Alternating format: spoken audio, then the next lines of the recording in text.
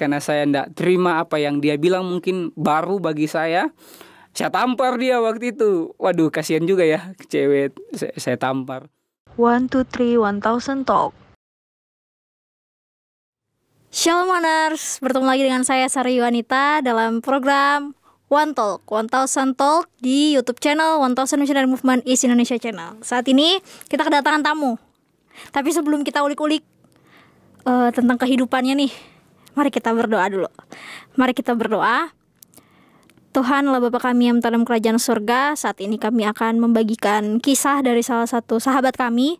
Kiranya Tuhan boleh menuntun kami, khususnya program yang saat ini sedang kami jalankan. Terima kasih Bapak, dalam nama Yesus kami berdoa dan mengucap syukur. Amin. Oke, langsung aja. Kenalin namanya siapa? Nama saya Marco Lescona. Saya dari Ambon aslinya. Grogi banget ya Pak. Oke, jadi Marco biasanya nih kalau sebutin lu angkatan berapa? Oh iya, saya misionaris angkatan 29. 29. Satu angkatan kan? Iya, kita satu angkatan kan. Oke, jadi udah datang nih Marco. Biasanya kalau ada tamu atau narasumber yang datang ke kampus, pasti saya akan selalu ajak podcast itu ya. Dan saat ini siap nggak sebelumnya untuk dikulik-kulik? Puji Tuhan. Oke. Siap. Marco ngomong-ngomong, sudah dari tahun berapa ada di Manado? Atau sebelum ikut misioneri sudah di Manado atau bagaimana? Ke Manado itu baru sih 2020. Itu pertama kali, dan ya kalau sekarang berarti baru 2 tahun ya. Iya. Ya, kurang lebih seperti ya, kurang gitu. lebih. Oke.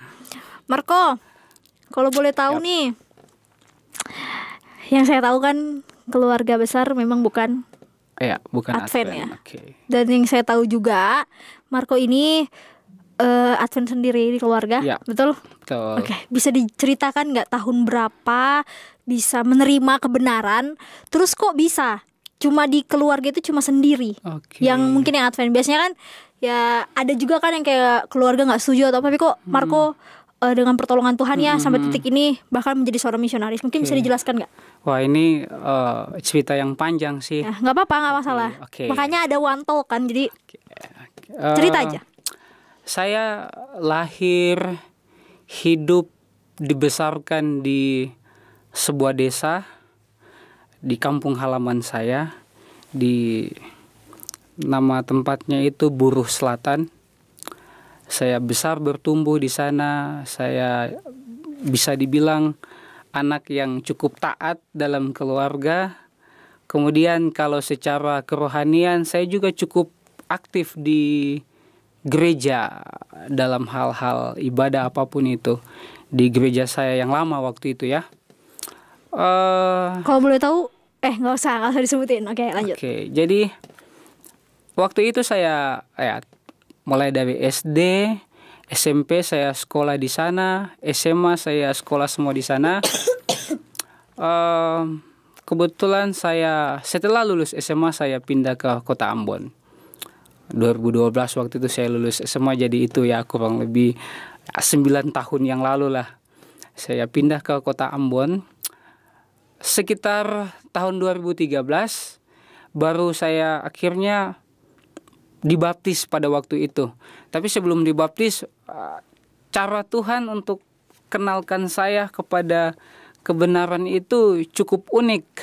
Gimana tuh uniknya tuh kayak gimana? Cukup unik waktu itu.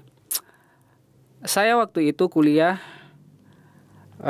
ambil jurusan sains kan, biologi, dan antara pilihan tempat tinggal itu mau ngekos atau tinggal sama keluarga kan ada sempat memilih kayak gitu. Cuma pilihannya kalau tinggal dengan keluarga agak jauh nanti jaraknya ke kampus kan. Nah kemudian akhirnya saya pilih untuk kos. Dan saya pikir bukan suatu kebetulan ya Tuhan kirim saya ke tempat itu. Di tempat kos itu ada teman-teman saya juga yang Advent waktu itu. Mereka adalah anak-anak muda yang sangat hebat, sangat setia sekali. saya bergaul dengan mereka setelah tinggal di kos-kosan. Saya bergaul karena hobi saya juga hobi olahraga. Jadi kita banyak kali main futsal sama-sama. Dan satu kali saya selesai olahraga dan sementara duduk santai, tiba-tiba teman-teman saya ini ajak saya. Mereka ajak, Marco, ayo kita mau ndak belajar Alkitab? Mereka ndak bilang belajar Alkitab waktu itu. Mereka cuma hanya bilang gini, Marco, mau ndak belajar? Saya dalam hati ndak tanya mau belajar apa. Cuma iya Iya, gitu. cuma iya doang. Mau belajarnya di mana, sama siapa? Saya juga ndak tanya-tanya. Jadi cuma modal, ya udah jawab aja. Oh oke, ya saya siap. Lalu saya mulai pergi dengan mereka. Ketika sampai di sana ternyata belajar Alkitab. Karena waktu mereka ajak, saya pikirnya karena mahasiswa. Jadi mungkin belajarnya mata kuliah umum tentang sosial apa. Nggak kepikiran untuk belajar Alkitab karena kan waktu itu udah Kristen kan. Iya. Jadi ya bahkan istilah belajar Alkitab pun saya belum pernah dengar sebelumnya. Jadi nggak tahu sama sekali tuh mau belajar Alkitab waktu itu kan. Ya udah ikut sama teman-teman ini, mereka ajak ke kelompok kecil waktu itu. Jadi waktu sampai itu saya agak kaget. Wah, kok belajar Alkitab sih? Sepanjang hidup saya itu, saya belum pernah yang namanya belajar Alkitab sebelumnya. Dan itu adalah pertama kali saya ada di satu komunitas. Dan komunitas itu, kelompok itu belajarnya malah Alkitab. Dan itu hal yang baru Mungkin bagi kalau saya sekarang KPA gitu bukan sih? Iya. Atau apa? Kalau KPA lah ya? Iya, KPA, kelompok pendalaman Alkitab. Ya, oke. Jadi ini hal yang baru. Jadi saya awalnya dari sana belajar Alkitab. Dan puji Tuhan, oleh karena kemurahan Tuhan, saya akhirnya menerima kebenaran semua yang diajarkan kepada saya. Akhirnya saya memilih untuk baptis 2013. Saya baptis. Oke. 2013 sih baptis. Nah, saya dengar waktu itu, ini waktu di angkatan kami ya, kalau nggak salah, kan disuruh kesaksian nih, bagaimana kok bisa join misioneri dan lain sebagainya.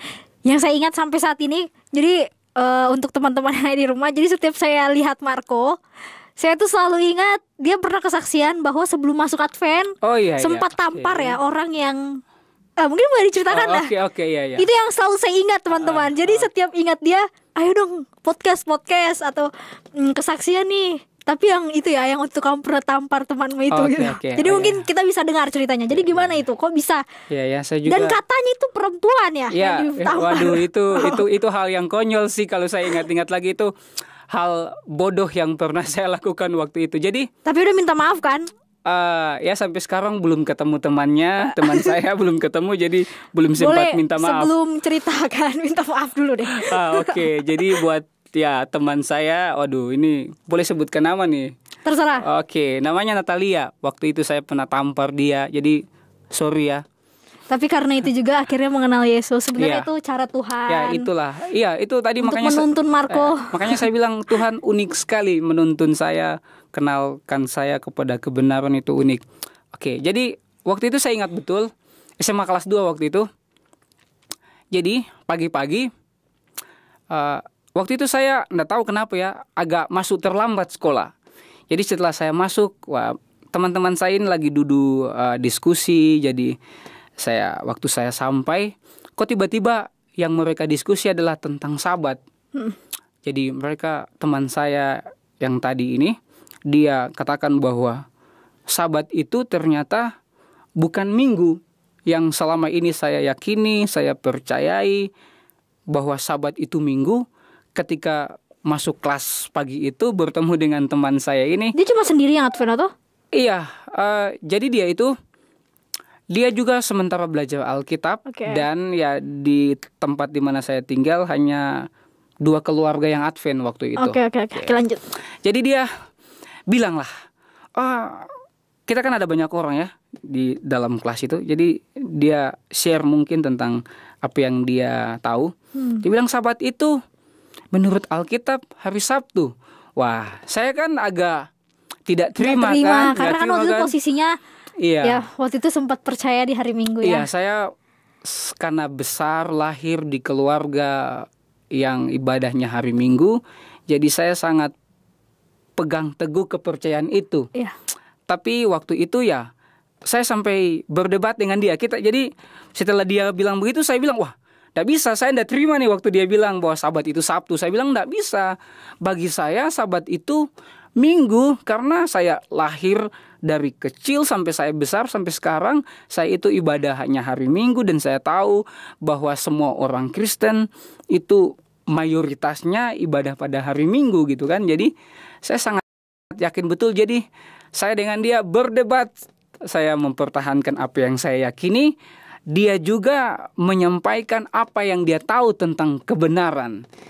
Dan akhirnya karena ya saya emosi waktu itu, Karena nggak terima juga ya. karena saya tidak terima apa yang dia bilang, mungkin baru bagi saya tampar dia waktu itu. Waduh, kasihan juga ya cewek, saya tampar. Ya udah sampai di situ. Ya akhirnya setelah saya tampar dia, kita selesai berdebat lah. Dan Waktu saya, itu dia gimana, nangis kah? iya Atau dia gimana? sempat, waduh, kasihan juga sih. Dia hanya diam-diam, dia langsung berhenti berdebat dan tidak melanjutkan lagi karena mungkin ya sudah merasa dihakimi ya oleh saya waktu itu. Ya, itu hal yang konyol ya menurut saya. Tapi mungkin dengan cara seperti itu juga sebenarnya Tuhan lagi ajarkan Marco juga. Ya, Tapi ya.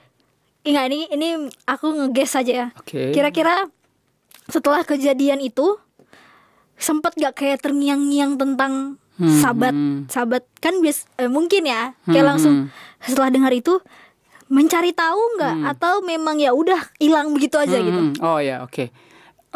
Semenjak kejadian itu justru hilang. Oh hilang, jadi Hilang memang sama nggak sekali. ya? Oke. Memang ndak ada niat untuk cari tahu tentang Sabat, bagaimana Sabat itu, ndak. Nanti setelah saya ya kuliah waktu itu, teman-teman ajak ke KPA, kelompok pendalaman Alkitab. Di situ Nah baru- di situ tuh baru, wah kayaknya dulu teman saya pernah bilang. Jadi ingat, oh iya betul ya, dulu saya pernah tampar teman saya tentang Sabat. Kok kenapa saya jadi tertarik untuk mau belajar tentang Sabat, tentang Alkitab.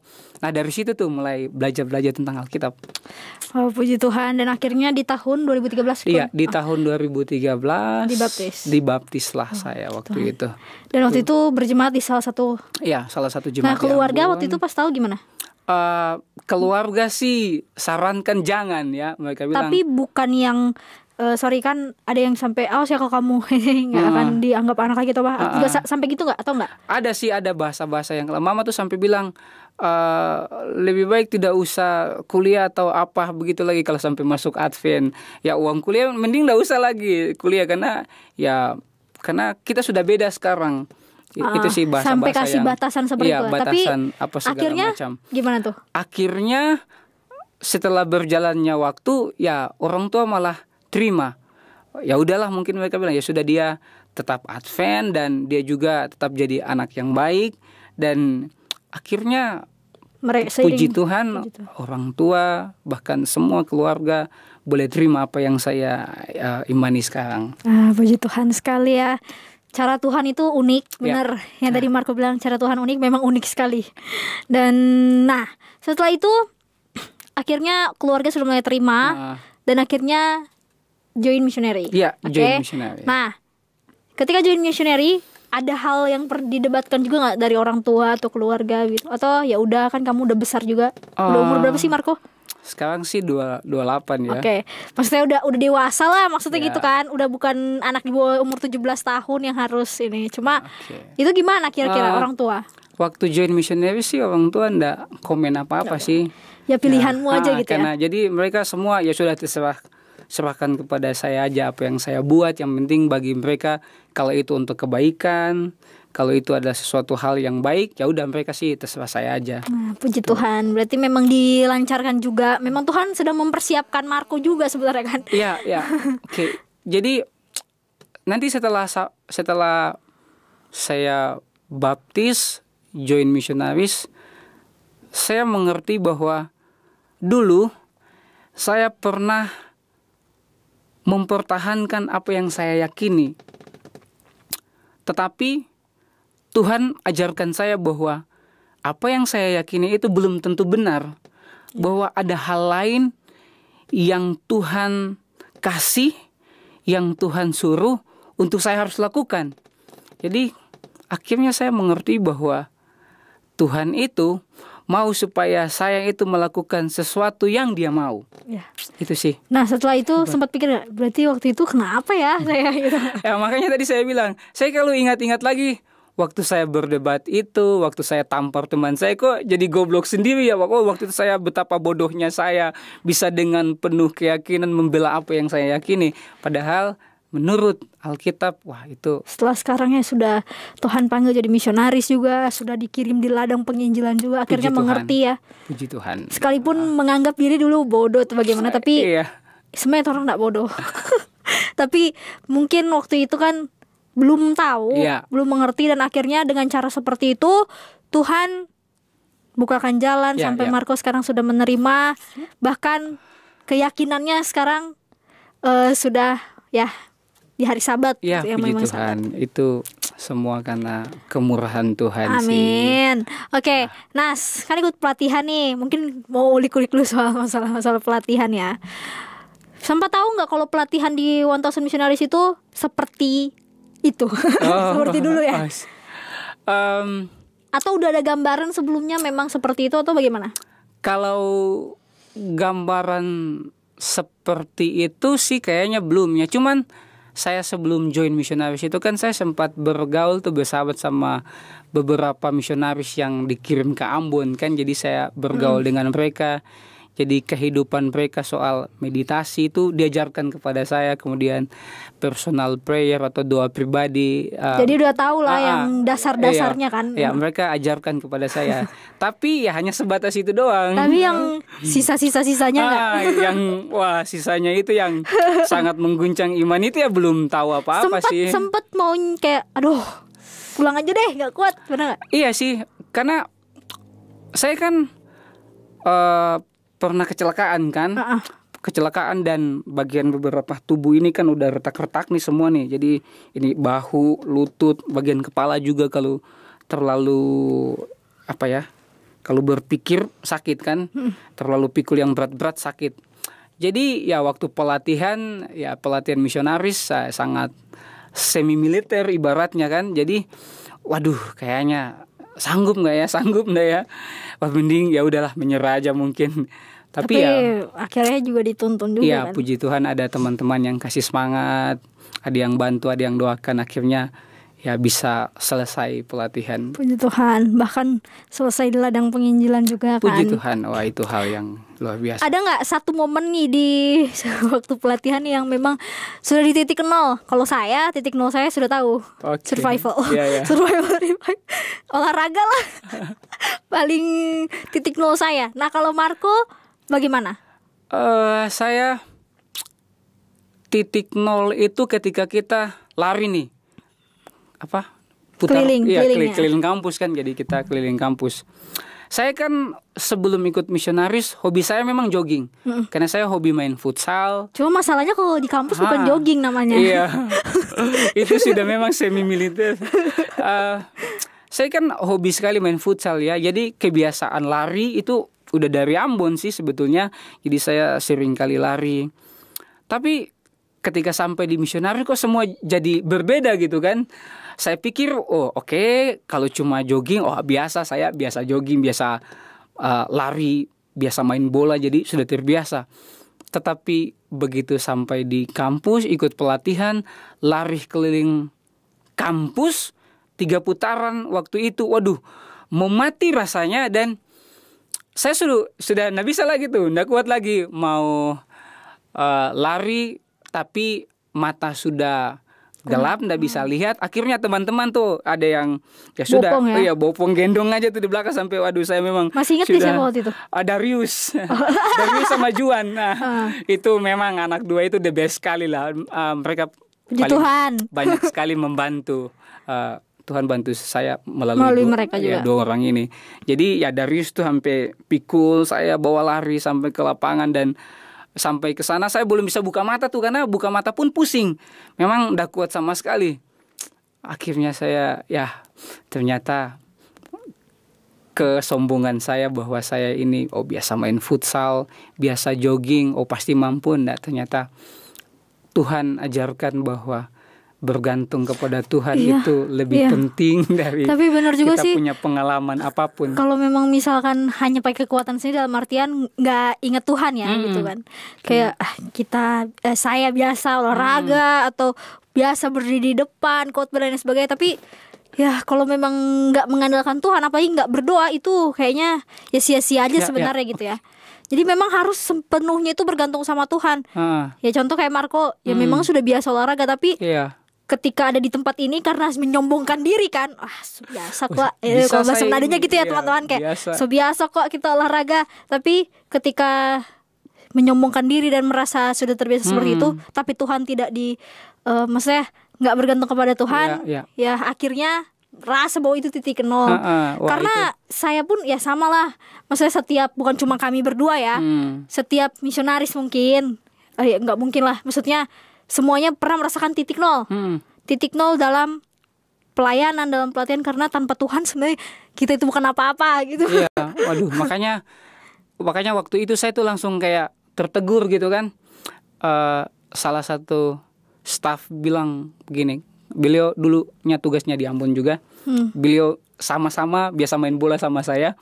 Satu bahasa yang beliau bilang begini, Marco, kamu itu hebat main bola, lari main bola, tapi di kampus misionaris semua yang paling hebat itu akan jadi tidak ada apa-apanya. Itu paling ingat sekali itu saya tuh. Sampai sekarang begitu setiap kali saya lari, saya benar ya, ternyata saya punya kebiasaan itu tidak menolong saya. Ternyata hanya Tuhan yang bisa menolong. Di kampus misionaris tidak ada kekuatan manusia yang bisa kita andalkan. Murni hanya Tuhan. Wah, itu hebat sih. Itu the best. Kadang saya secara pribadi juga kadang pikir, ternyata saya sudah tamat ya. Sudah ditamatkan. Padahal waktu awal-awal atau waktu pelatihan pasti ngerasa kayak, Tuhan gak mampu, gak sanggup dan sebagainya. Tapi ternyata Tuhan sanggupkan juga dengan pertolongan Tuhan di ladang penginjilan.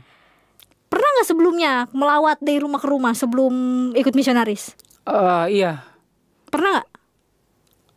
Melawat dari rumah ke rumah jarang sih. Maksudnya kayak bahkan belum pernah sama sekali. Orang yang gak dikenal lah. Kan waktu di ladang itu kan orang gak dikenal kan. Iya. Kayak harus ketuk rumah, bahkan harus menawarkan diri kayak, halo selamat siang dan lain sebagainya gitu kan. Ya kalau bahasa sekarang kayak SKSD. Tapi kami dilatih seperti itu, dan ternyata itu yang membuat saya juga kadang suka pikir, Tuhan itu berarti memang mengajarkan kita juga untuk gak usah malu juga lah. Dulu itu saya tuh orangnya gengsi banget, mau ketemu orang baru, jangankan orang baru, yang kenal aja malas mau sapa. Tapi ketika saya dilatih, saya mengerti lah bahwa jangan terlalu apa juga gitu.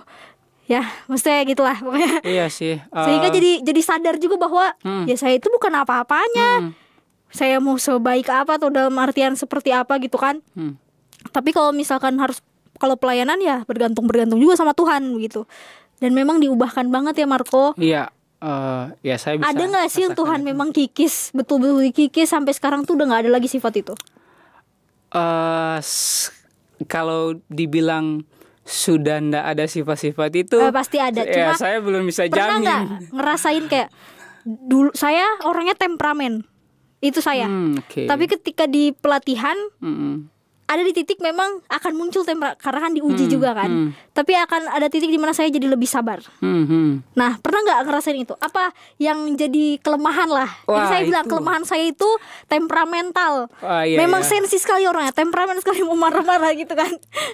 Nah, kalau Marco gimana waktu pelatihan? Sama sih. Saya juga orang yang kalau orang Ambon bilang pang emosi, suka cepat sekali marah.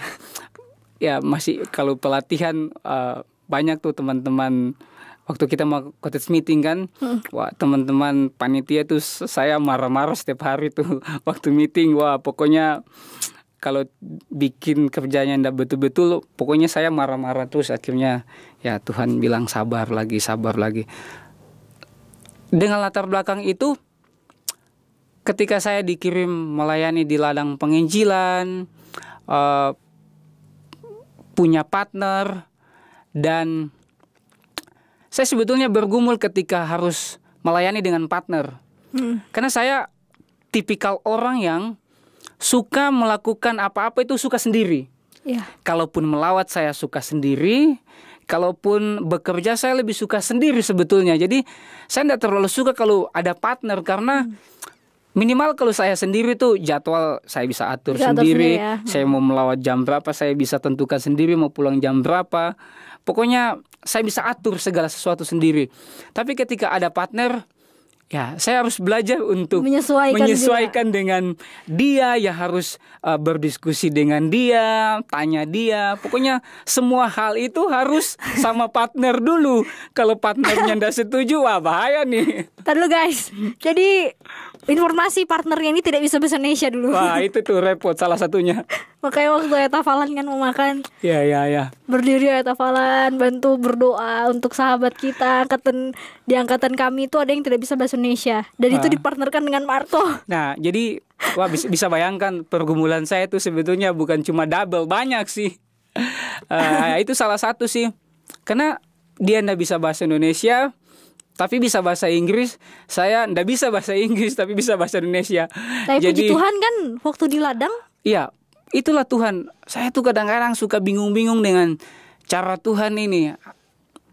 Di ladang akhirnya Tuhan kasih kemampuan untuk bisa berkomunikasi dengan dia. Walaupun tidak selancar-lancar, tapi ya bisa berkomunikasi dan ya bisa melayani sama-sama dengan dia. Wah itu luar biasa. Terus itu sih. bagaimana? Waktu mungkin kan dia awal-awal di mana sih fieldnya? Di Sumba, Nusa Tenggara Timur waktu itu. Sumba. Ya, Sumba Timur, NTT. Oke, Sumba Timur NTT. Mungkin kan waktu pergi ke sana berapa bulan ajarin partner untuk berbahasa Indonesia, atau dia yang langsung belajar sendiri kah, atau dengar-dengar dari orang kah, atau bagaimana?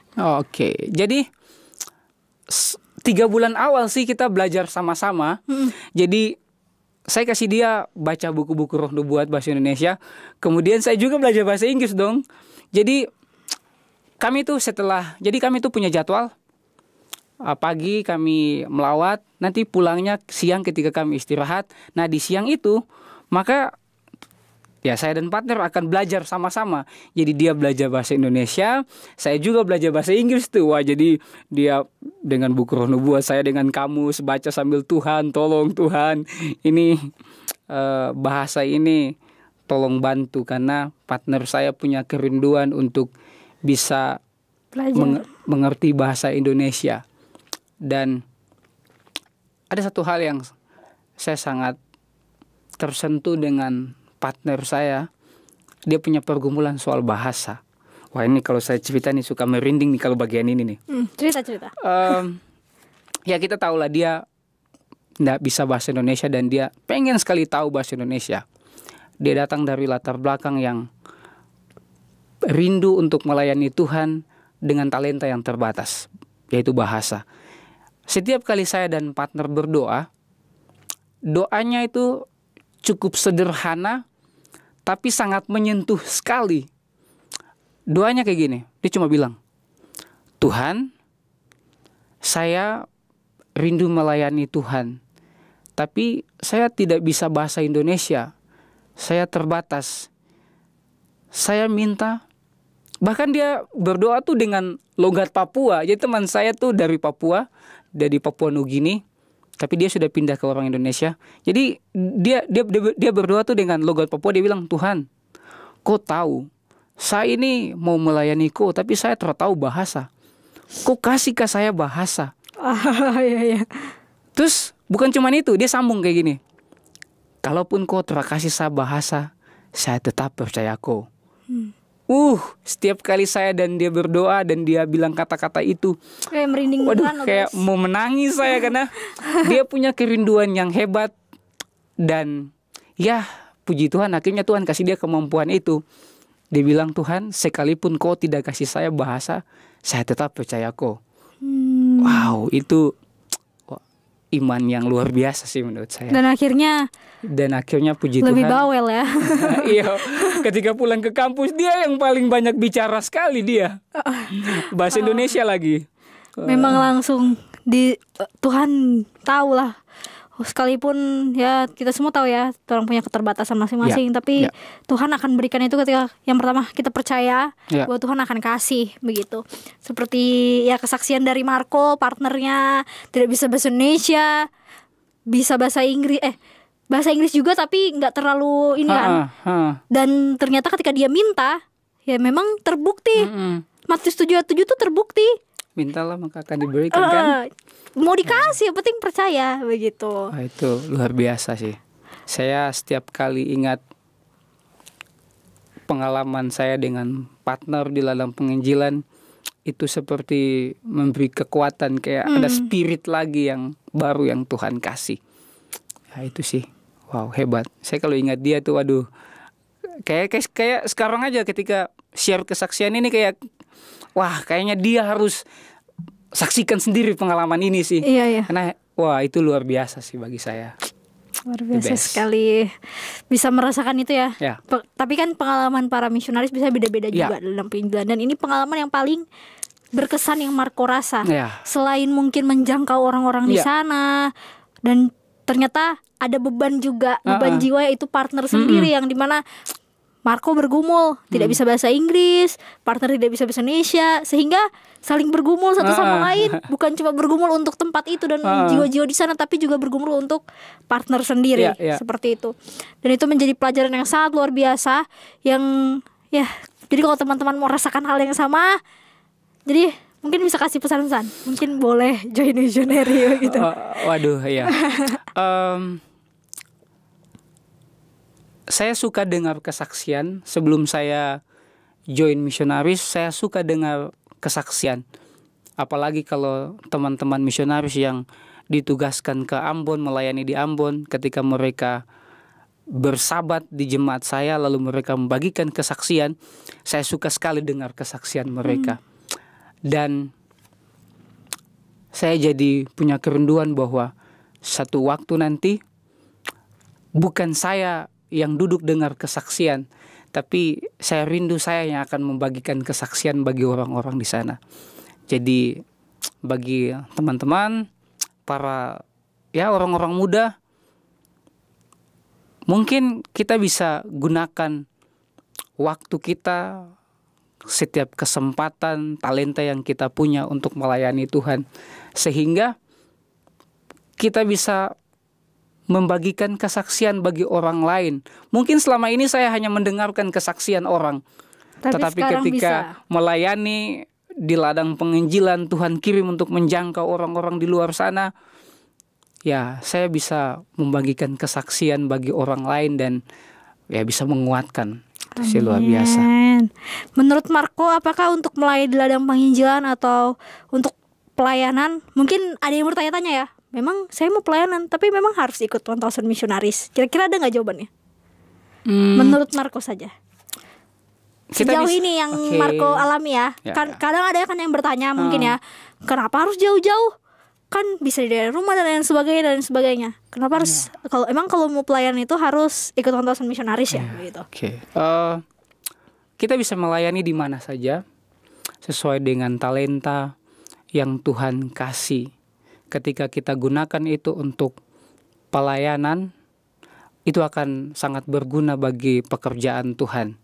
Dan tapi kalau ada teman-teman yang rindu untuk punya pengalaman 1 tahun, rasakan berjalan dengan Tuhan, teman-teman pengen fokus khusus di pelayanan 1 tahun untuk Tuhan, mungkin join misionaris deh. Rasakan sendiri pengalaman ketika bergumul untuk partner, bergumul untuk orang lain, bahkan bergumul untuk diri sendiri. Wow, itu jauh lebih sulit bergumul untuk diri sendiri ketimbang bergumul untuk orang lain. Karena kita harus bisa mematikan setiap ego kita, kesombongan kita, cinta diri kita, macam-macam. Dan di kampus misionaris saya banyak sekali belajar tentang Tuhan. Saya bisa lebih fokus, saya bisa menggunakan waktu lebih banyak untuk berdoa di tempat misionaris, dan ya, saya bisa merasakan hubungan dengan Tuhan itu lebih dekat ketika join misionaris. Jadi bagi teman-teman yang mungkin rindu join misionaris, maju. Amin. Jadi mungkin kalau teman-teman, sahabat-sahabat Oners yang saat ini lihat program ini, yang tergerak, ya kami doakan dan doakan juga supaya ya rasakan juga pengalaman bersama Tuhan selama 1 tahun. Rasakan sendiri pengalaman itu. Ya, betul sekali. Ya mungkin yang aku bisa ambil kesimpulan ya, kayak Marco kan tadi, pertamanya dia keras hati untuk memegang prinsipnya akan keyakinannya dulu. Tapi sekarang Tuhan ubahkan dengan cara Tuhan yang sangat unik sehingga dia boleh luluh dan menerima akan kebenaran yang memang benar begitu. Puji Tuhan. Dan sekarang sudah selesai, ditamatkan, bahkan Papa bukan sih yang nyuruh untuk masuk kuliah pendeta? Bukan sih, itu inisiatif sendiri. Inisiatif ya. Oke, jadi sekarang sedang mau kuliah mau kuliah jurusan filsafat. Jadi ya tetap semangat Marco. Terima kasih. Sehingga bisa merasakan lah, maksudnya bukan hanya 1 tahun merasakan pengalaman bersama Tuhan, tapi sepanjang hidup juga kita semua bisa merasakan akan pengalaman bersama dengan Tuhan seperti itu. Jadi yang ngerasa memangnya saya sekarang tidak berjalan dengan Tuhan. Kita semua berjalan dengan Tuhan. Pasti Tuhan nggak pernah tinggalkan kok. Ya, itu janji. Cuma yang satu hal yang saya ingat, Tuhan gak pernah tinggalkan, tapi saya kadang yang tinggalkan Tuhan. Iya, sering kali gitu. Saya yang tinggalkan Tuhan. Kita yang memilih untuk meninggalkan Tuhan. Jadi mungkin yang merasa rindu mau ikut misionaris atau mau belajar lebih dalam lagi, atau yang mungkin yang saat ini lihat dan pengen tahu sebenarnya bagaimana sih, atau mau tahu dulu deh tentang pelatihan atau kampus misionaris, kalian boleh komen di YouTube channel kami, atau boleh hubungi nomor-nomor yang ada di YouTube channel. Nanti kalian bisa lihat di description-nya. Dan bagi teman-teman juga yang sudah mengambil keputusan atau sudah berkomitmen untuk mengikuti 1000 Missionaries, jadi kami sudah buka pelatihan ya di tahun depan, di bulan Januari, di pelatihan angkatan yang ke-38. Dan bagi teman-teman, jadi kami sangat menunggu kehadiran teman-teman ada di kampus 1000 Missionaries, sehingga bisa seperti tadi Marco bilang, dia rindu kan mau membagikan kesaksian. Dulu cuma dengar kesaksian, tapi saat ini dia bisa bagikan kesaksian. Dan puji Tuhan saat ini Marco sudah bagikan kesaksiannya dari bagaimana dia bisa masuk di Gereja Mahasiswa Menarik ke-7, bagaimana dia bisa mengenal itu tentang kebenaran, tentang sabat, dan bagaimana Marco bisa merasakan 1 tahun, bukan 1 tahun lagi bukan. Sudah ikut senior juga, 2 tahun lebih bahkan mengikuti maksudnya join di pergerakan 1000 Missionaries, sehingga sekarang menjadi Always Missionaries Indonesia. Mungkin ada nggak mau bagikan 1 ayat kah atau kata-kata motivasi untuk orang-orang muda di luar sana? Oke. Saya ingat ada yang pernah bilang begini, izinkan Tuhan menulis cerita kita sendiri. Kata-kata itu saya dapat ketika ada di kampus misionaris. Kita punya pengalaman masing-masing. Tetapi ketika saya pilih untuk join, maka saya sementara izinkan Tuhan untuk menulis cerita saya sendiri. Cerita tentang bagaimana saya berjalan dengan dia, cerita tentang bagaimana dia menuntun saya, cerita tentang bagaimana kasihnya itu yang tidak pernah berkesudahan itu selalu saya rasakan tiap hari ketika saya berjalan melawat, ketika saya berdoa, bahkan ketika saya melayani orang-orang, maka dia tulis cerita saya dengan luar biasa sih. Amin. Puji Tuhan sekali. Oke, teman-teman yang di rumah, jadi sekian program One Talk kali ini. Jadi bagi seluruh sahabat-sahabat yang lagi nonton nih, yang rindu juga mau datang ke sini, sangat boleh sekali. Jadi tidak pernah dilarang untuk datang di sini atau mau membagikan kesaksian juga. Aduh, itu sangat luar biasa. Karena saya yakin dan percaya ketika sahabat-sahabat yang saat ini lihat kesaksian dari Marco atau mungkin dari kesaksian-kesaksian yang sebelumnya dan rindu juga ingin membagikan, boleh sekali datang di tempat ini atau hubungi nomor atau komen YouTube channel kami. Jadi sekian program kami. Jadi thank you Marco sudah mau diulik-ulik nih kehidupannya. Terima kasih. Jangan bosan-bosan ya. Jangan bosan-bosan. Karena saya. rata-rata kaget ya kalau misalkan datang di sini terus lihat saya tuh kayak langsung takut gitu. Takut. Ayo yuk podcast. Ayo kasih kesaksian gitu kan. Wah, itu luar biasa Tapi sih. puji Tuhan, pengalaman itu bisa dibagikan ke orang lain. Ya. Ya kan? Jangan menutupi kesaksian itu ya Marco. Ke depan kasih terus. Siap. Supaya jadi semangat juga. Saya sering kali membagikan kesaksian itu sih untuk orang. Ya, jadi terima kasih banyak Marco. Thank you, brother. Sama-sama. Oke, jadi terima kasih untuk sahabat-sahabat yang meluangkan waktu melihat program kami. Kiranya melalui program ini boleh menguatkan kita semua juga bahwa Tuhan selalu ada, Tuhan Amin. selalu tuntun, sekalipun mungkin kita rasa kok jauh dari Tuhan, kok ini sudah benar atau belum, tapi ternyata dari cara itu Tuhan memiliki cara yang lebih unik lagi lah, begitu. Kadang susah untuk ngedescribe bagaimana cara Tuhan di dalam kehidupan kita semua, begitu kan. Oke teman-teman yang ada di rumah, terima kasih banyak. Dan jangan lupa follow akun Instagram kampus, yaitu @1000 Missionary Movement East Indonesia, 1000 MMEI Indonesia. Dan juga jangan lupa subscribe YouTube channel kampus 1000 Missionary Movement East Indonesia channel. Dan saat ini sebelum tutup, kita akan berdoa lagi. Oke. Mari kita berdoa. Tuhanlah Bapa kami yang dalam kerajaan surga, terima kasih banyak saat ini Tuhan, kami sudah selesai membuat program One Talk. Kiranya kesaksian yang disampaikan oleh Marco melalui program ini boleh menguatkan kita semua. Terima kasih Bapak, dalam nama Yesus kami berdoa dan mengucap syukur, amin. Amin. Oke, thank you semuanya.